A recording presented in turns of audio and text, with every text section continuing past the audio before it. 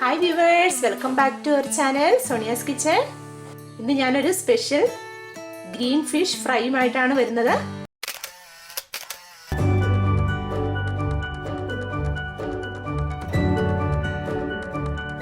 ഞാൻ അങ്ങനെ green fish fry try ചെയ്തപ്പോൾ അത് വളരെ നല്ല ടേസ്റ്റ് ആയിരുന്നു. അപ്പോൾ അതുകൊണ്ട് തന്നെ ഞാൻ വിചാരിച്ചു അത് നിങ്ങളുമായിട്ട് ഷെയർ ചെയ്യാമെന്ന്. അപ്പോൾ ഈ ഫ്രൈക്കായിട്ട് ഞാൻ ഇന്ന് ഇവിടെ എടുത്തിരിക്കുന്നത് ശീലാവാണ്.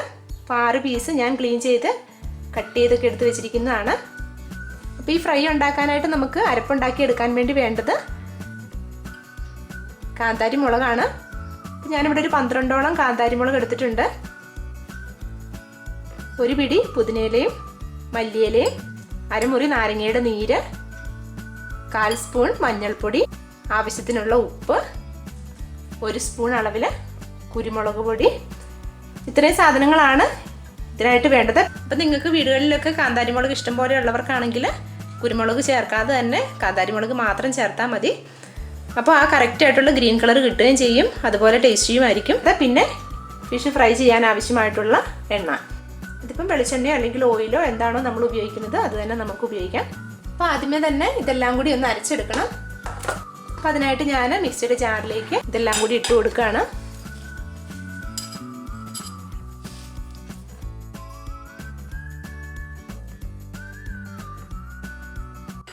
ഇതെല്ലാം ഞാൻ കഴുകി എടുത്തുകൊണ്ട് വന്നതാണ് കേട്ടോ. 1 സ്പൂൺ കുരുമുളക് പൊടി ഇതിലേക്ക് തന്നെ ചേർത്ത് കൊടുക്കാം, മഞ്ഞൾപ്പൊടി,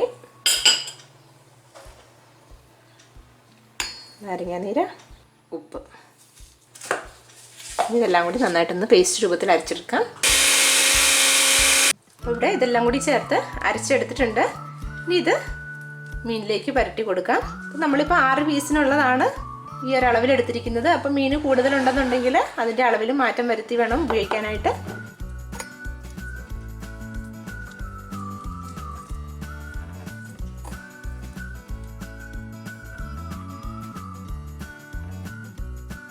അപ്പം മീനൊക്കെ അരച്ച് പുരട്ടി വെച്ചിട്ട് 10 മിനിറ്റ് കഴിഞ്ഞിട്ടുണ്ട്. ഇനി ഇത് ഫ്രൈ ചെയ്യാനായിട്ട് തുടങ്ങാം. അപ്പോൾ അതിനായിട്ട് ഞാൻ പാനിൽ എണ്ണ ഒഴിച്ച് ചൂടാകാൻ വെച്ചിട്ടുണ്ടായിരുന്നു. ഞാൻ ചൂടായ എണ്ണയിലേക്ക് ഇതിട്ട് കൊടുക്കാം.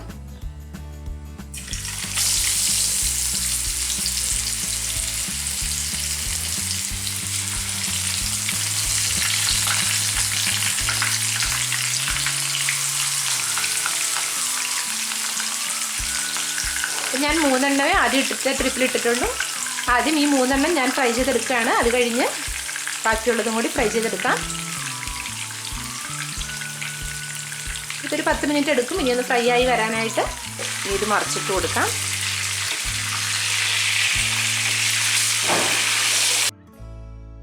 അപ്പം മീനൊക്കെ മൊരിഞ്ഞ് ഫ്രൈ ആയിട്ടുണ്ട്. ഇനി ഇത് എണ്ണയിൽ നിന്നും കോരിയെടുക്കാം. അങ്ങനെ നമ്മുടെ ഗ്രീൻ ഫിഷ് ഫ്രൈ തയ്യാറായി കഴിഞ്ഞു. അപ്പം ഞാനിതിലേക്ക് കുറച്ച് കുരുമുളക് കൂടി ചേർത്തുകൊണ്ടാണ് ഇതിന് ചെറിയൊരു കളർ ചേഞ്ച് വന്നിരിക്കുന്നത്. എൻ്റെ കയ്യിൽ കാന്താരി മുളക് കുറവായിരുന്നു. അപ്പം നിങ്ങൾക്ക് വീടുകളിലൊക്കെ കാന്താരി മുളക് ഇഷ്ടം പോലെ ഉള്ളവർക്കാണെങ്കിൽ കുരുമുളക് ചേർക്കാതെ തന്നെ കാന്താരി മുളക് മാത്രം ചേർത്താൽ മതി. അപ്പോൾ നിങ്ങൾക്ക് എൻ്റെ ഈ വീഡിയോ ഇഷ്ടമായിട്ടുണ്ടെങ്കിൽ ലൈക്ക് ചെയ്യാനും കമൻറ്റുകൾ അറിയിക്കാനും മറക്കരുത്. ചാനൽ സബ്സ്ക്രൈബ് ചെയ്തിട്ടില്ലാത്തവരാണെങ്കിൽ ദയവായി ചാനലും സബ്സ്ക്രൈബ് ചെയ്യണം. അപ്പോൾ അടുത്തൊരു വീഡിയോയുമായി ഉടനെ കാണാം. Thank you for watching.